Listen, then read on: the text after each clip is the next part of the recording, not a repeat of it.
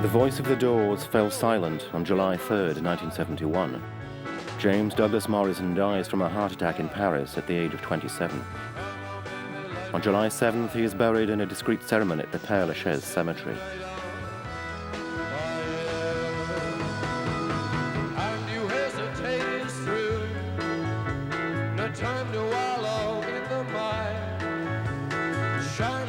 But even today, there are too many rumors, fantasies, and mysteries surrounding his death.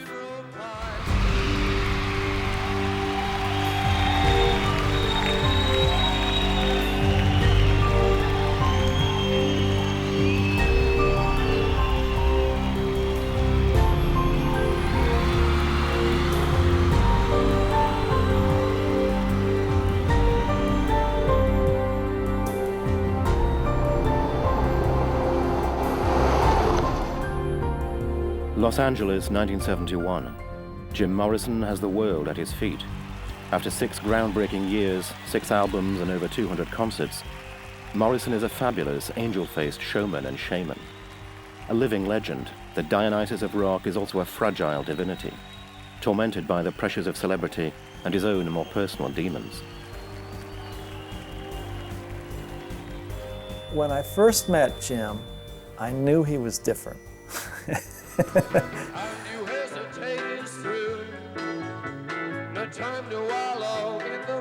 knew, to quote him, something's wrong, something's not quite right. But then at other times he was so vibrant and creative, I just thought, my God, he's going to live forever and be strong.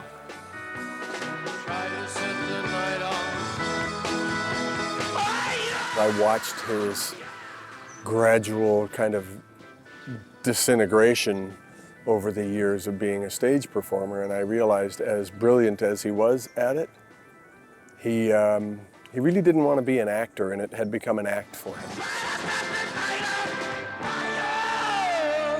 At the height of their fame, the Doors suddenly crash down to earth. The turning point is a concert in Miami in November 1969. In a supercharged atmosphere, Morrison provokes the audience. He is accused of indecent exposure on stage. An arrest warrant is served against him, and the risk of prison only too real.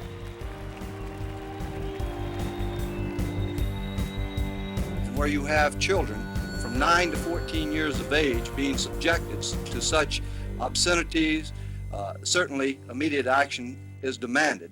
Well, let me say, Jim did not expose himself, okay? I was on stage. They never proved indecent exposure. No one had a photo of Jim with any of his private parts showing, although there were hundreds of photographs, at least dozens of photographs, shown at the trial. The suit drags on for 2 years, and the Doors are temporarily banned from performing. Jim is reviled in the press and by America's moralists. The icon has the traits of a fallen angel. He is no longer the dynamic Adonis of his early years, and he wants to put his rock star status behind him.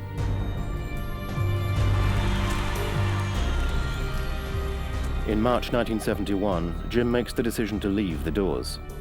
He announces his departure during recording sessions for their final album, LA Woman. I can remember actually, we were mixing Riders on the Storm when he was telling us this.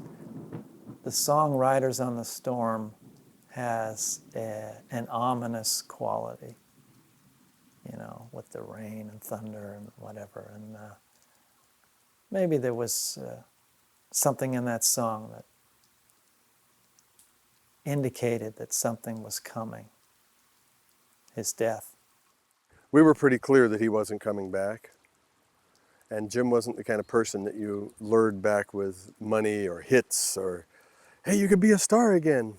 He wasn't very interested in that. So it was pretty clear that he'd made a life decision and was going to go pursue his real soul, which was being a writer.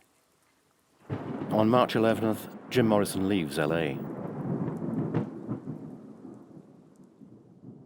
We were waiting for the plane to be announced, and because we were talking and drinking, and we missed the announcement of the plane, or maybe the announcement wasn't made into the bar area. So Jim had to come back the next day to catch the plane for Paris. Maybe subconsciously we didn't want him to go.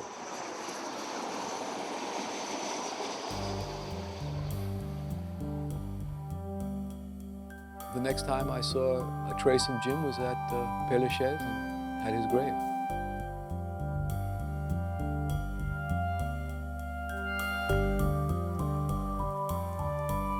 Morrison flies into Paris on March 12, 1971. On arriving, he moves into the George V Hotel for a few days, joining Pamela Courson, his girlfriend, who has already been in Paris for 3 weeks.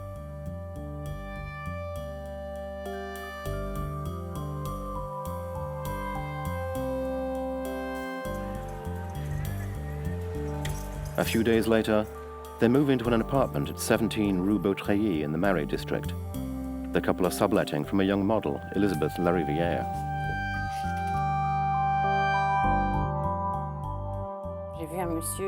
I saw a man with great hair. He was charming. He came in and sat down. He didn't say much the first few days, but then we became friends. He was adorable. Pamela and Jim would live here for 4 months, a haven for the former rock star. At the time, Jim occupied this bedroom overlooking the courtyard and spent much of the daytime here, hoping to escape his worst enemy, alcohol. He had big yellow notebooks, spiral-bound, and he would write all the time.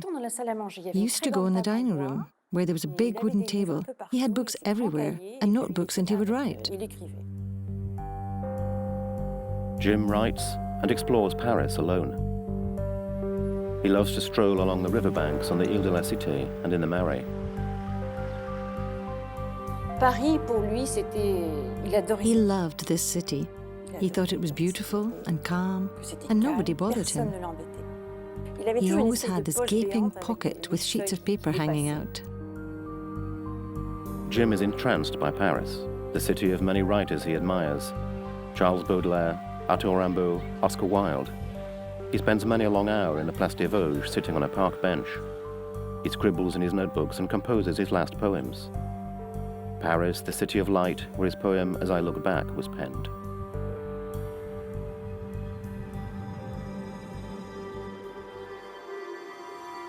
As I look back over my life, I'm struck by postcards, ruined snapshots, faded posters of time I can't recall.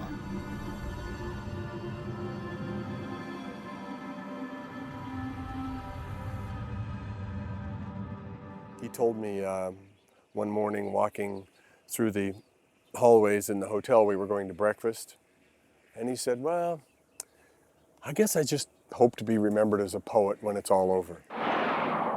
Why does my mind circle around you? Why do planets wonder what it would be like to be you? Jim the poet and Morrison the filmmaker.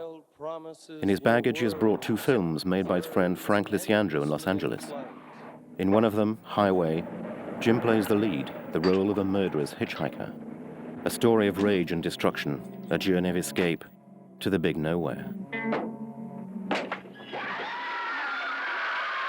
One of our plans was that Jim was going to go to Paris and he was going to meet with, as we say in English, Agnes Varda and Jacques Demy and other people in the French film world. And he was going to show them these 2 films and hope that perhaps they would have a way for us to finish making Highway.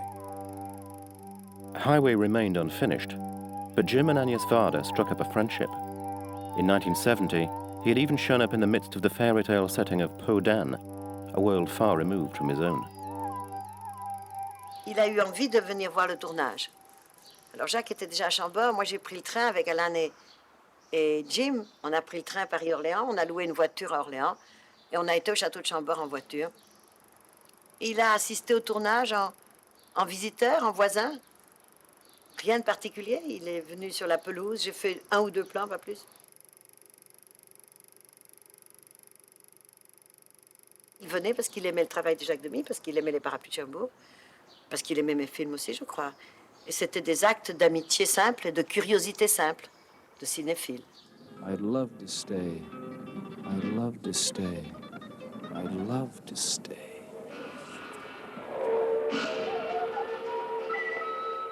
April 1971. Jim has been in France for just a few weeks and has again succumbed to the demon booze. He drinks and hangs out in bars in the Latin Quarter, making chance meetings that help overcome the boredom and solitude.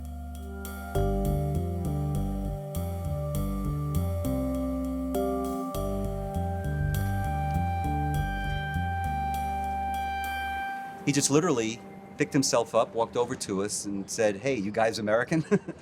And mind if I join you?" type of thing. And we said, "Hey, sure, come on, pull up a chair." And at first it wasn't obvious that it was Jim Morrison. He had become, namely, a bearded poet.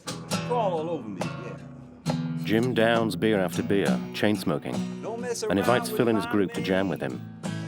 They pick a blues track that Jim has just recorded, but the gig is soon over. Jim basically had to take a little bit of a break, and we found out that he had a really hard time singing. I didn't think he would be that sick. I didn't know he had chest problems, which I learned later, because he had been to the Hôpital Américain in Neuilly for actually coughing up blood. When Jim was in Paris, he went to see a doctor, and Catherine remembers that on a telephone call from Paris that Jim made to the office one day, he told her about that he was having a reoccurrence of his asthma. He had asthma seriously as a child, and then he had developed asthma again as an adult.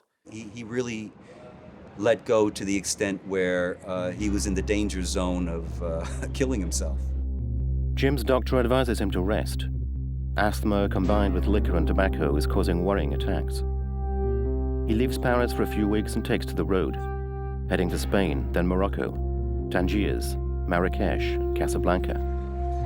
Jim and Pam spend days wandering around the souks in old Medina, fascinated. The sounds and smells were those of Africa, notes Jim in his notebook. He's feeling better and seems to be at peace with himself.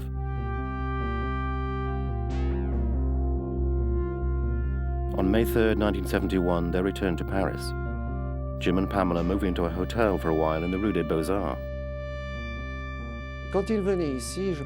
When he came here, it was primarily to find some peace and quiet. So he spent more time in his room than in the bar or the restaurant. It must be said that Jim finds an old friend here, Oscar Wilde, who died in this same hotel. A writer, the victim of Puritanism, an exile like himself. What could Jim have to say to Wilde? That he was condemned to join him before long? Perhaps even very soon? It's written on the stationery of l'Hôtel, and it's dated the 18th of May, 1971. And Jim says, "Dear Frank and Kathy, sorry not to have written sooner.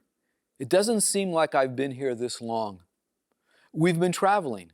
In Spain, Granada was the best. Morocco, southern France, and Corsica." Then he goes on and says, "There's an extra room, so please come stay with us. How is everything? Say hello to everyone and try to get over here." Signed, Jim. Try to get over here. I like that. I think he was alone in Paris. I think he was by himself. I think he searched out for friendship, and he couldn't find friendship.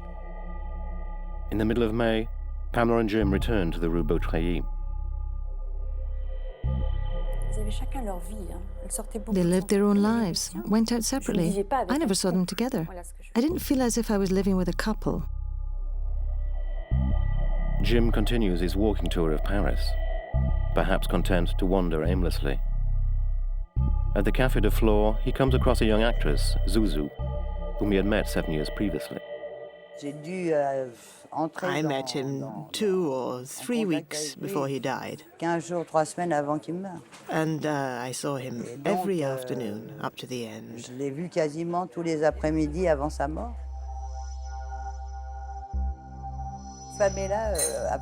Pamela apparently organized everything. She was a great planner, which must have suited him. But he let her have her own way. He gave her money, and she would say, "Give me so much," and he would pull out the money. She'd say, "I'll come and get you in an hour and a half." And I said, "Oh, okay, she's doing the shopping." When you say that Pamela was doing the shopping, you mean for drugs? Oh, obviously.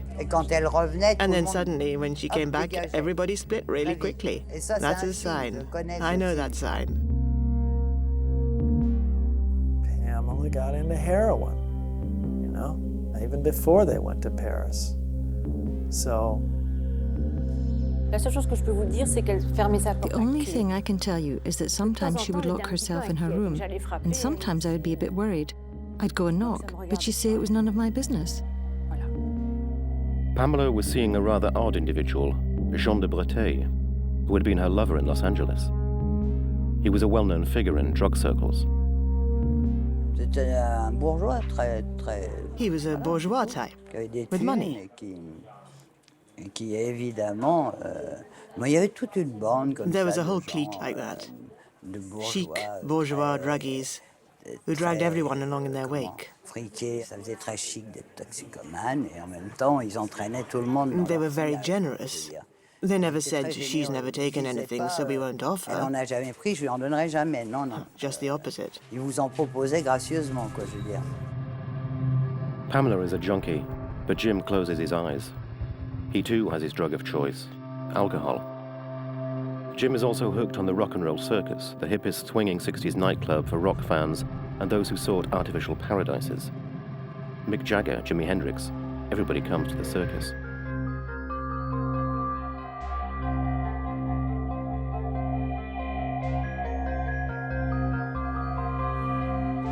One night, one of the regulars, Gilles, bumps into Morrison at the club door. He has just been accosted by the bouncers. Gilles drags him into a taxi.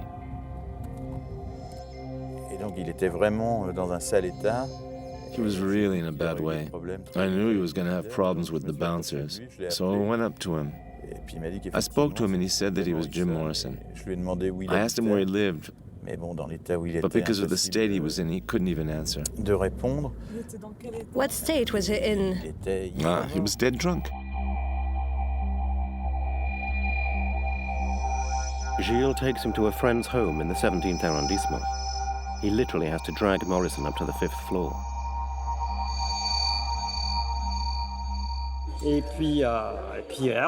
We saw Gilles come in with this guy who could barely stand up. He had this big smile. And he said, "What? Hello?" And then he fell on the bed. He fell on the bed, but I don't think he said anything. Yes, he said hello. He gave this big smile. I remember that very clearly. Morrison spends the night at Hervé's. The next morning, sober again, Jim invites Hervé and Yvonne to breakfast at the Alexandre Bar in the Rue George V. It is here that he and Hervé, at the time a rock journalist, get acquainted. A rare moment, immortalized by a few photos.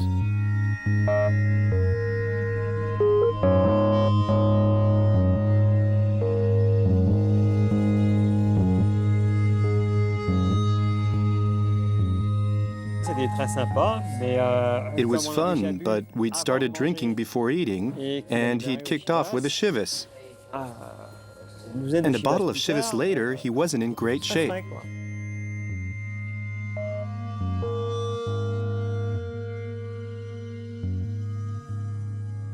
Unfortunately, he was an alcoholic, and he was the worst kind of alcoholic, the kind that gets drunk with one drink and then doesn't stop.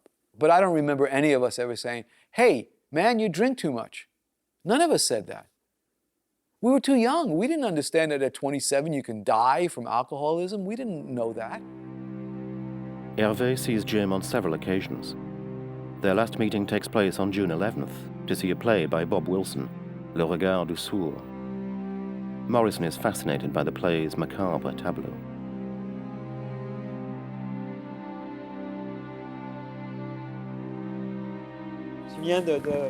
I remember Jim in front of the theater, very effusive, very enthusiastic, and very inspired.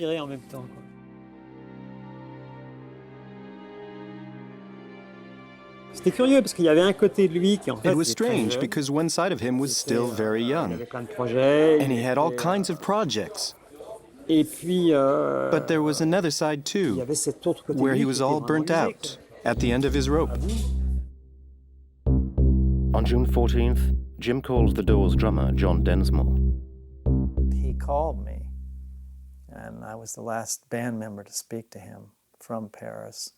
And he wanted to know how L.A. Woman was doing, our last album. And I told him it was really doing well. And he was interested in making another record. So he intended to come back. No doubt. On June 16th, Jim goes into a makeshift studio with 2 pickup musicians and stands up to the microphone. Oh, no, wait a minute. He's pretty drunk. What do you want to play? How about Three Slam? No. This is Morrison's final recording, No, do it. exactly 16 days before his death. How about this one? Ready? Now, listen, I got a favorite. I wrote this myself. Well, I used to know someone fair. She had orange ribbons in her hair. She was such a trip, she was hardly there, but I love her just the same.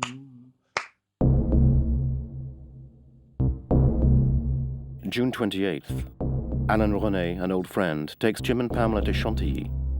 Then they drive together to the small village of Saint-Leu-des-Serons. They have lunch at the Auberge de l'Oise. Without realizing it, Alain René takes one of the final photographs of Jim and Pamela. They seem happy.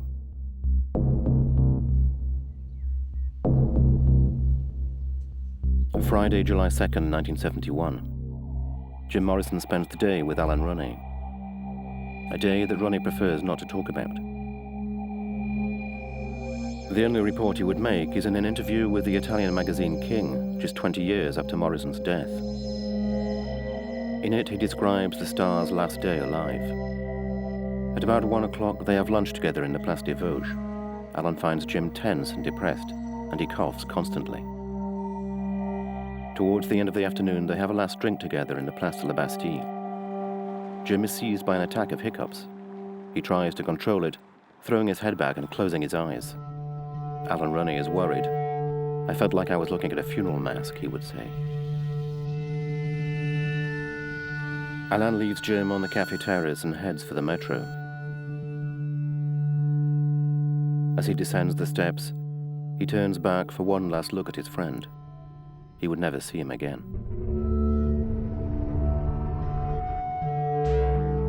What happened during the evening of July 2nd to 3rd?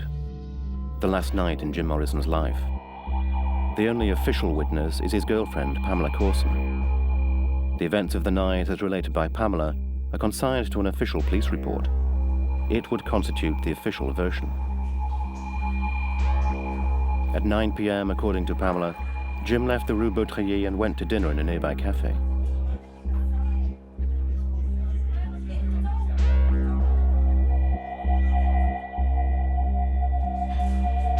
At 10 p.m., he came to pick up Pamela and they went to the cinema to see a Raoul Walsh film, Pursued.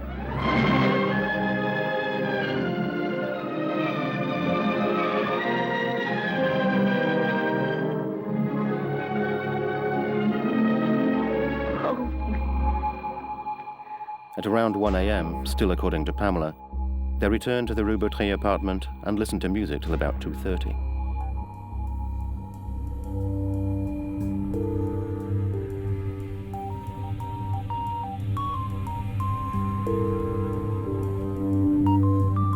Close to 3:30, Pam was woken up by Jim's noisy breathing.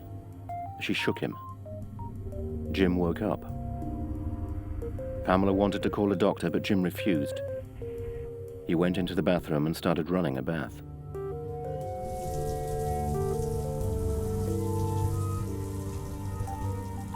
When he was in the bath, my friend called out saying that he was nauseous and he felt sick.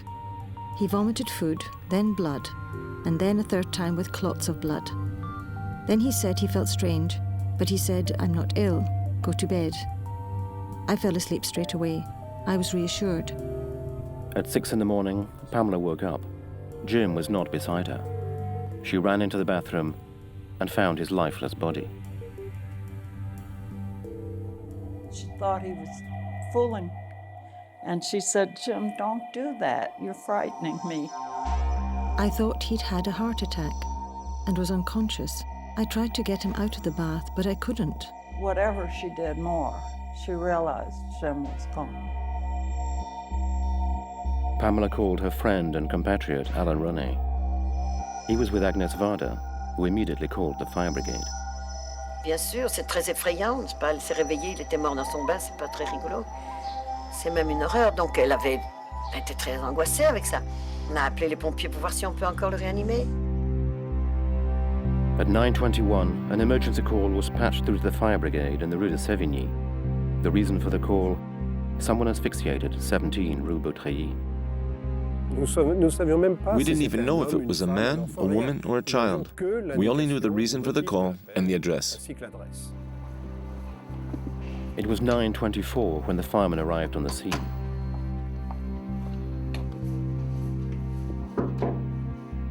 Pamela opened the door. Her dressing gown was still wet. There was some water in the corridor. The emergency team immediately headed for the bathroom.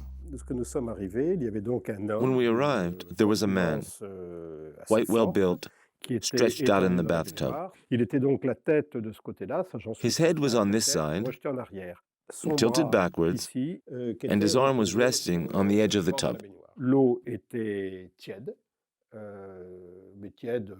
The water was warm, 30 degrees, and was a bit pinkish, and some blood had flowed from his right nostril, which means that he had lost a little blood, which was a bad sign.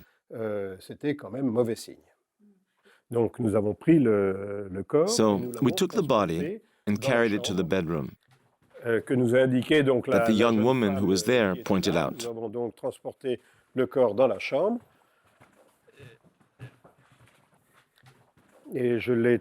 So I had it laid on the floor where we started to pump on his heart. And quite rapidly we realized that he was dead, certainly dead.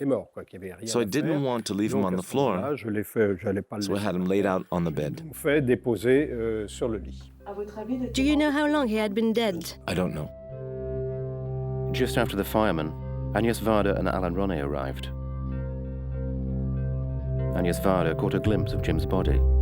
Alain René didn't want to look. At the same moment, the telephone rang. It was Alain René who answered, and I remember being surprised that he picked up. We talked a little, and I asked if Jim or Pamela was there. No, they've gone out. But her voice was strange, and her behavior was strange. I remember being really struck by that. At 9:45, Inspector Jacques Monches showed up and asked a few questions. He would later take Pamela's statement. At 6 p.m., a doctor arrived and examined Jim in just a few minutes. For Max Vasile, the body showed no suspicious signs of trauma or lesions. In his report, he noted, Jim had coronary problems, perhaps aggravated by alcohol abuse, and perhaps a change in the outside temperature followed by a bath could have caused a myocardial infarction. His conclusion was death from a heart attack. Natural causes.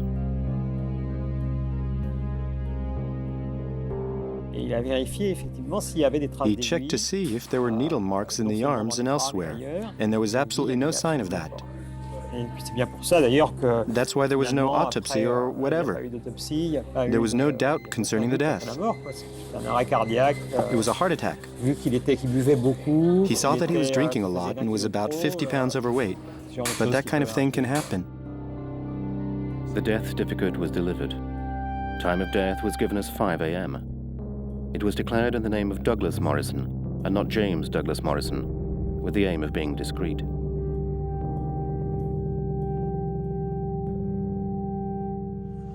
j'ai fait quelque chose que je suis sûre que Jim voulait, puisque c'était dans l'esprit de sa vie à Paris.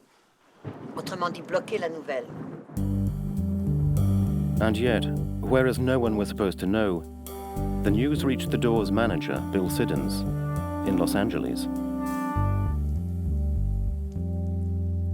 The phone rang, and my wife sat bolt upright like this in bed and said, "Jim's dead." And I went, "What?" Picked up the phone, and it was Clive Selwood, my label manager in the UK, calling to ask me whether I had heard the reports. He'd been called by 3 different journalists in France, asking if it was true. And I went, "Oh my God, I hope not, but I don't know." So I got up and called the apartment, waited a half an hour, called the apartment again, and I finally got through.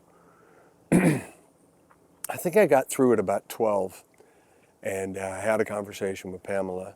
She was defensive, denying it, and then I got her to, she started to cry a little bit and admit that it had happened, and she said, "I don't want any interference," and I just told her, "I'm only here to help, not to interfere. I won't make you do anything that you don't want to do." In agreement with Pamela, the group's manager decided to keep quiet. He informed only the Doors themselves and a few close friends. Our manager, Bill Siddons, came in and just said he got a phone call that Jim had died. And I kind of sat down, and Robbie and I sort of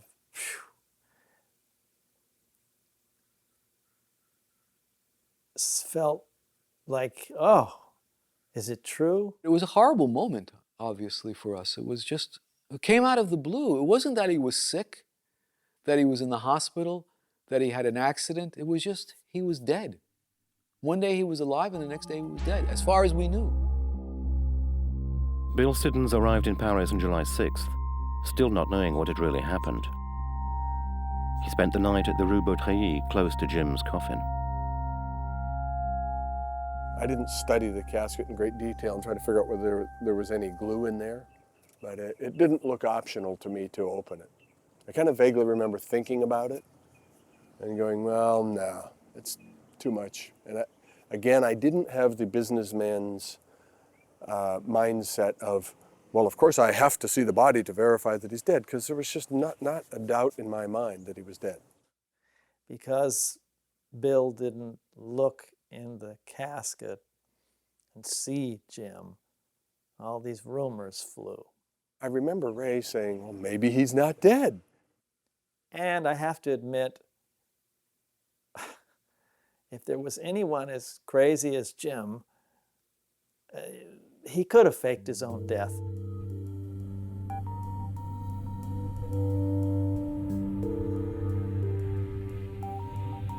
On July 6th, Morrison's death had still not been officially announced. The American embassy had been informed and also decided to keep a low profile. Behind the scenes, Agnès Varda and Alan Roney were dealing with funeral arrangements. Il avait dit une fois qu'il aimerait bien être à la campagne. Alors on a essayé d'avoir un cimetière à la campagne et c'est impossible parce qu'il faut être né dans le village, c'est trop compliqué. Alors on est allé là où il y a de la place pour les étrangers, qui est le Père-Lachaise évidemment. Et on a fait très vite toutes les démarches possibles, de manière à ce que la nouvelle, j'allais dire la nouvelle d'agence, la nouvelle officielle, ne circule que quand il était enterré. They wanted to avoid the same media frenzy about Morrison's death as there had been with Hendrix's death the previous year. On July 7th at 9 a.m., Jim Morrison entered his other kingdom, joining the poets and writers he loved: Apollinaire, La Fontaine, Proust, and Oscar Wilde. The tiny procession stopped in the 6th Cemetery Division. Only 5 people attended the burial: Agnès Varda, Alain Roney, Robin, Jim's secretary, Pamela, and Bill Siddons. There was no priest and no tomb. The burial took just 8 minutes. Let me see, yeah, it's really, I haven't done this. I haven't talked to anybody about this kind of stuff, about, you know, what the experience was like at the burial. I remember pulling the casket out of the little black French station wagon, whatever kind of hearse it was. And I remember lowering the casket. But I don't remember the speech. I just remember it being pretty surreal and short and to the point. I was just, wow, I can't believe this is happening. Pam whispered a few verses Jim had written. Now night arrives with her purple legion. Retire now to your tents and to your dreams. Tomorrow we enter the town of my birth. I want to be ready. On July 9th, 6 days after Jim's death, Bill Siddons publicly announced the news in Los Angeles. The press published the story the next day. Officially, Jim Morrison died of a heart attack. I saw the death certificate. It's not a very detailed description of how he died, because when we die, I think all of us, our heart stops beating. So it's a kind of a general way of saying you're dead. I had a lot of questions about how Jim died, and I still have a lot of questions about how Jim died. If I had been if I'd been 30 at the time, you know, as opposed to 22 or whatever I was, I might have said, Pamela, I need the whole story. I have to know the truth, and really tried to force the detail out of her. I didn't want to know. To know what? That Morrison perhaps did not die at home in his bath from a heart attack? Whereas the law of silence still perpetuates the same version. What really happened in the night of July 2nd, 3rd? One disturbing fact is that around 6 a.m., the time when Pamela Courson claims to have found Jim's body at the Rue Bautry apartment, a DJ made a strange announcement at a club called La Bulle. There's a bubble here, because it's called the bubble. And there's a door over there. Two guys walk in, young guys, like us. I don't remember their names. They weren't friends, just people I knew. I was playing records, and one of them said to me, someone just told us that Jim Morrison's dead.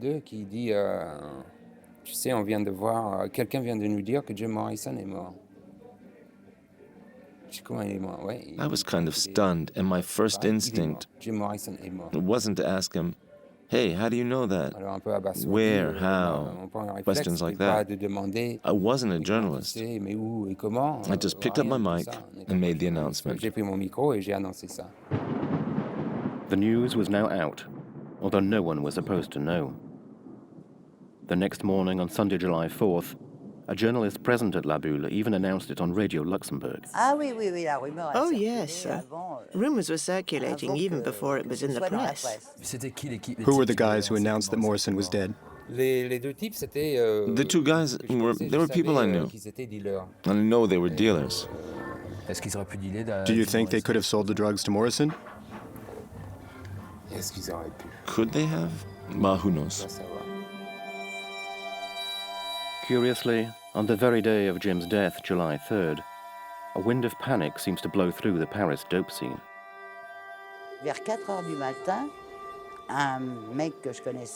About 4 in the morning, a guy I knew well, who was a dealer, came up to me and said, do you know Morrison's dead? I said, what? And he says, I'm really screwed up because I sold him something. I sold something to his chick and it pisses me off. I hope it wasn't my stuff that killed him. I told him, you know fine that this kind of thing can happen. Don't feel guilty. You know, he was drinking like a fish and maybe he was mixing. It might not have been your stuff. How can you be sure that you're responsible for his death?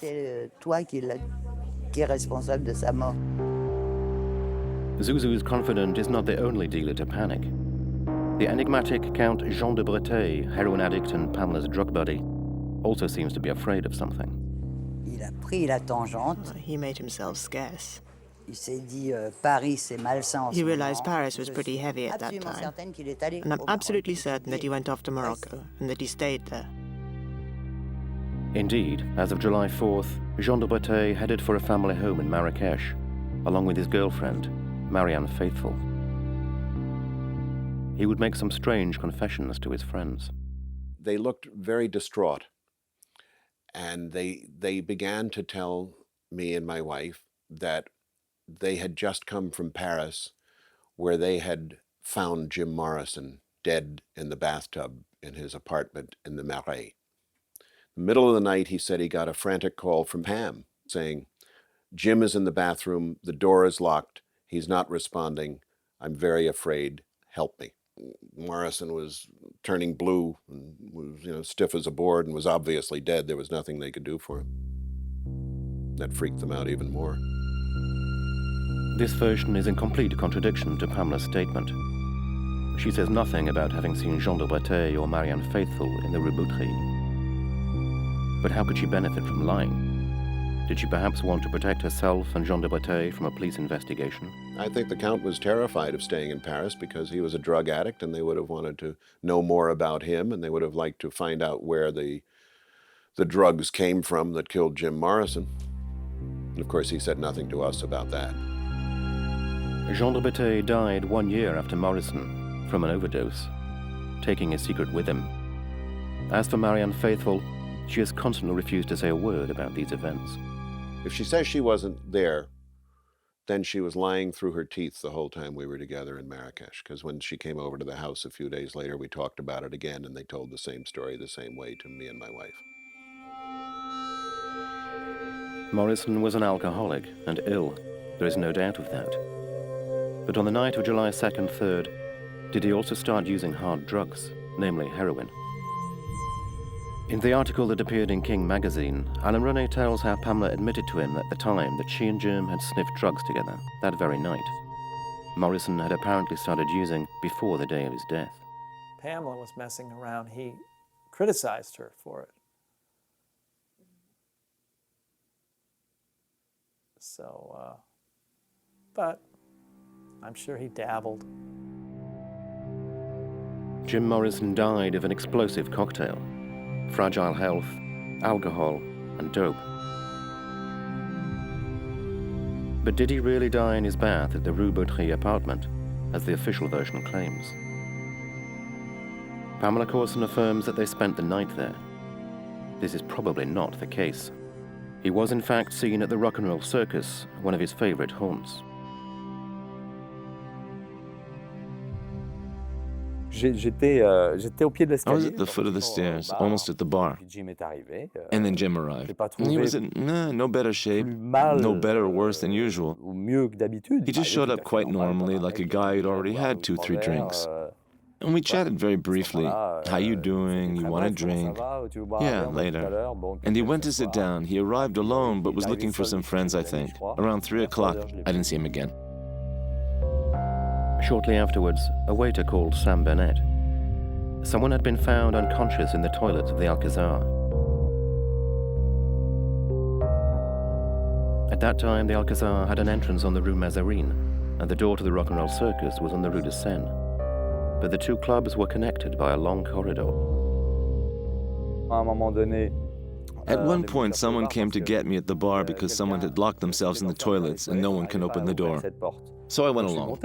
I was told that a guy had been found there unconscious and that his friends had taken him out via the street door on the Alcazar side, which is the Rue Mazarine. They told me the guy was really wasted to the eyeballs and his friends had taken him away, so I didn't see who it was. I don't know who it was. There was a big question mark about who was behind that toilet door. The question is perhaps not so unanswerable. For Jim Morrison was definitely at the Rock and Roll Circus that night, which totally contradicts Pamela's statement. Jim's presence there on the night of his death is confirmed by further testimony, that of a veritable night owl, a regular customer at the Rock and Roll Circus.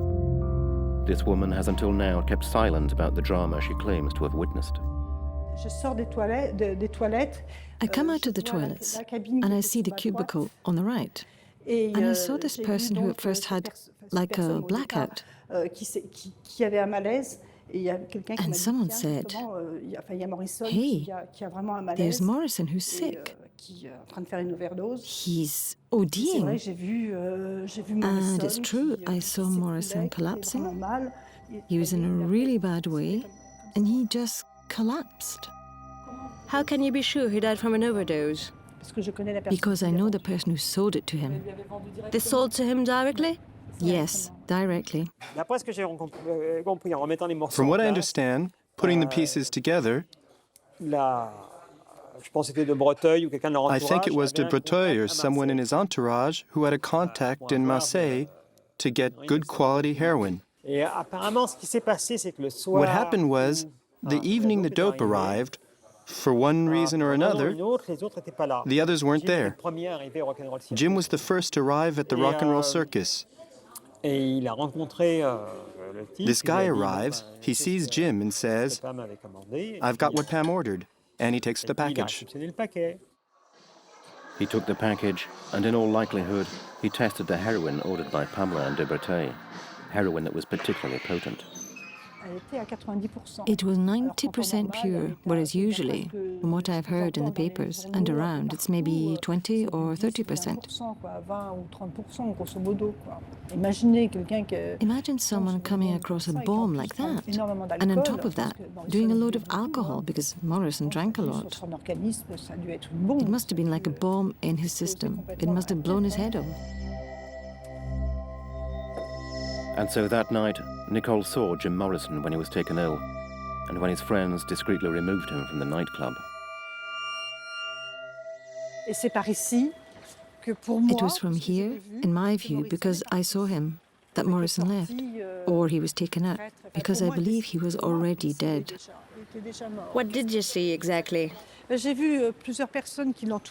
saw several people around someone who was completely inert, holding him up, but he was more lying down than standing up. I saw a woman and some men around him. People in dark clothes, I remember. They were well dressed compared to us, who were dressed like hippies. Who could the people transporting Jim have been? De Breteuil, Pamela, and other junkie friends? And why, on returning to the Rue Beautreillis, did they give him a bath if he was in such a state?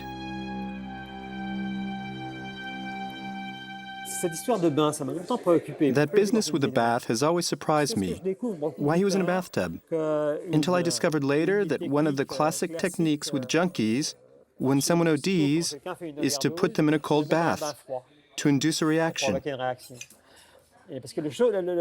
Because the most important thing when someone has an overdose is to stop them from falling asleep.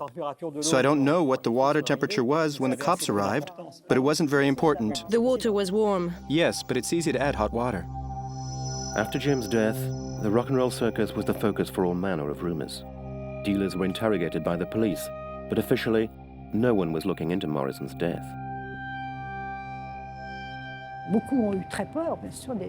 A lot of people were scared of the fallout, of the consequences that might result, like the club being closed down or raids on the customers who might have frequented the place, whether they were well known or not. The owner, Sam Burnett, knew about this? Of course. Burnett was pretty discreet afterwards because he didn't want the cops around. He'd already had problems at the rock and roll circus before because there'd been smack going around and the drug squad knew about it. So he had every reason for being as discreet as possible. Was there a blackout over Morrison's death? Obviously. It was clear that at the time it was easy to hush things up. Particularly when the main players in the affair remain silent or disappear, like the principal witness, Pamela. Her version of the facts would be unchanged, right up to her death in 1974 from an overdose.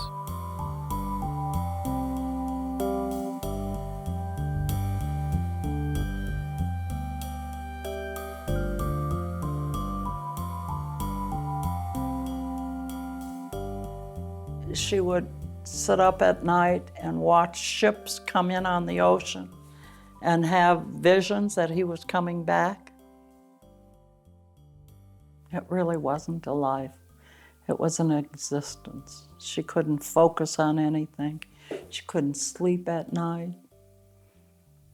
As I told you, she just felt if only she hadn't fallen asleep, maybe something could have been done to save him, but I don't think so. Who could have saved Morrison from his descent into hell? Probably no one. Today, his myth is still very much alive. From around the world, fans and admirers flock to pay homage at his graveside.